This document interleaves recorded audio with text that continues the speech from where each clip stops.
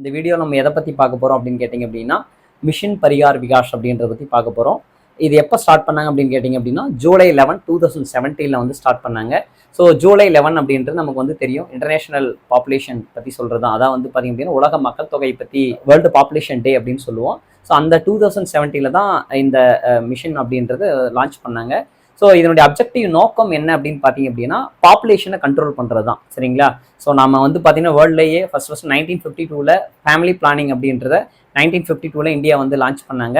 So அதன் அடிப்படையில் படிப்படியாக நம்ம வந்து பார்த்தீங்க அப்படின்னா நேஷனல் பாப்புலேஷன் பாலிசி அப்படின்றது 2000 கொண்டு வந்தாங்க. ஸோ அதனைத் தொடர்ந்து நமக்கு 2025 அப் டு 2025 நமக்கு வந்து பார்த்தீங்க அப்படின்னா டிஎஃப்ஆர், அதாவது டோட்டல் ஃபெர்டிலிட்டின்னு சொல்லுவாங்க, தமிழில் மொத்த கருவளர் விகிதம் அப்படின்னு சொல்லுவாங்க.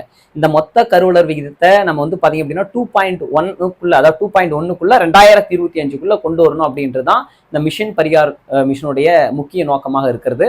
பர்டிகுலராக நமக்கு வந்து பார்த்தீங்க அப்படின்னா த லார்ஜஸ்ட் பாப்புலேஷன் ஸ்டேட்ஸ் எங்கே இருக்குது அப்படின்னு பார்த்தீங்க அப்படின்னா பீகார், ஜார்க்கண்ட், யூபி, வெஸ்ட் பெங்கால் போன்ற ஸ்டேட்ல எல்லாம் வந்து பார்த்தீங்க அப்படின்னா இந்த டிஎஃப்ஆர் வந்து பார்த்தீங்கன்னா 3 பாயிண்ட்டுக்கு மேலே இருக்குது. ஸோ எக்ஸாக்டாக வந்து பார்த்தீங்கன்னா 7 ஸ்டேட்டில் 146, அதாவது 146 டிஸ்ட்ரிக்டில் இதனுடைய பாப்புலேஷன் அதாவது வந்து பார்த்தீங்கன்னா டிஎஃப்ஆர் ரேட் வந்து ஹையாக இருக்குது. ஸோ இதை ரெடியூஸ் பண்ணுறதுக்காக ஏற்படுத்தப்பட்டது தான் இந்த மிஷன் பரிகார் விகாஷ்.